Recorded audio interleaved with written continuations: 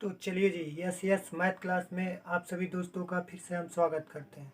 Just इसके पहले वाली वीडियो में हम क्लास 11th में हम सम्मिश्र संख्या के बारे में बताए थे। उसमें सम्मिश्र संख्या में हम सम्मिश्र संख्या की खोजकर्ता के नाम बताए थे, उससे रिलेटेड कुछ महत्वपूर्ण बातें बताए हुए थे।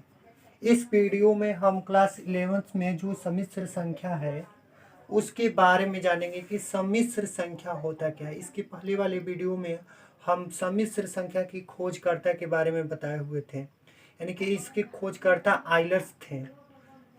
अब यहाँ पे हम सम्मिश्र संख्या किसको कहते हैं, कॉम्प्लेक्स नंबर के बारे में जानेंगे, यानी कि कॉम्प्लेक्स नंबर हमारा होता क्या है।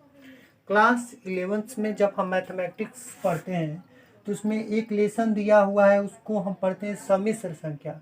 उसी में हम सम्मिश्र संख्या के बारे में जानेंगे कि सम्मिश्र संख्या होता क्या है। इसको कॉम्प्लेक्स नंबर पढ़ा जाता है। देखिए, यदि ए तथा बी कोई दो वास्तविक संख्याएं हैं, इसमें बोला गया है कि ए तथा बी कोई दो वास्तविक संख्या है जहां ए और प्लस आई बी, इसको ए प्लस आई बी के फॉर्म में लिखा जाता है कि रूप की प्रत्येक संख्या सम्मिश्र संख्या कहलाती है। मतलब कहा गया है कि यदि ए प्लस आई बी के रूप में कोई संख्या लिखा गया होगा तो उसको हम सम्मिश्र संख्या कहेंगे, यानी कि कॉम्प्लेक्स नंबर कहेंगे।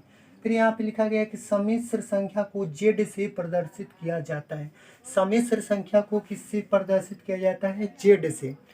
जेड बराबर होता है ए प्लस आई बी। थोड़ा सा ध्यान से सुनिएगा, हम यहाँ पे क्या कर रहे हैं।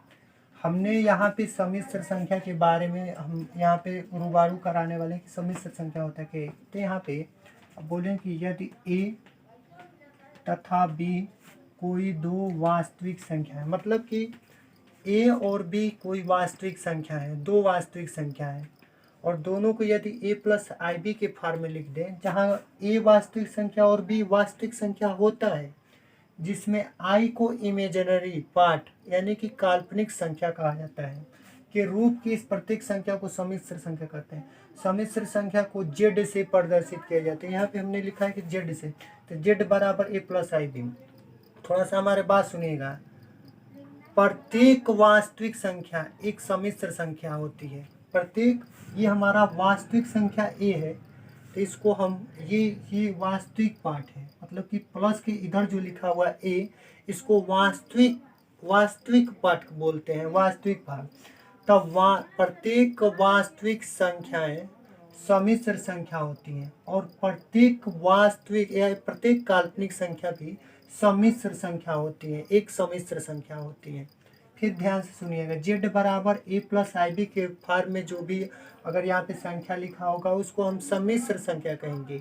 अगर ए हमारा वास्तविक संख्या है, प्रत्येक वास्तविक संख्या एक सम्मिश्र संख्या होता है, और प्रत्येक काल्पनिक संख्या भी एक वास्तविक संख्या होता है।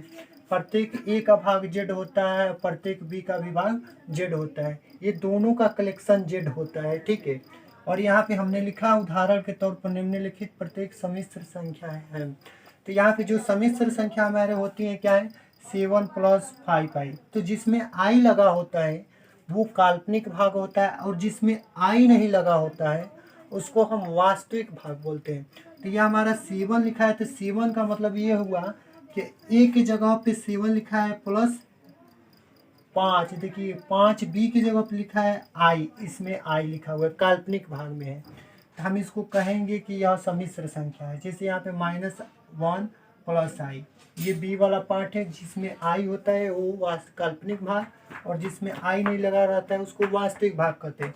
ये हमारा एग्जाम्पल के तौर पे हो गया, जैसे 0 + 9i, 3 - 4i, 8 + 0i, फिर -2 - 6i। ये हमारे सब सम्मिश्र संख्या है। तो सम्मिश्र संख्या को आज हम बस इतना ही रिलेटेड में सम्मिश्र संख्या के बारे में रहने देंगे।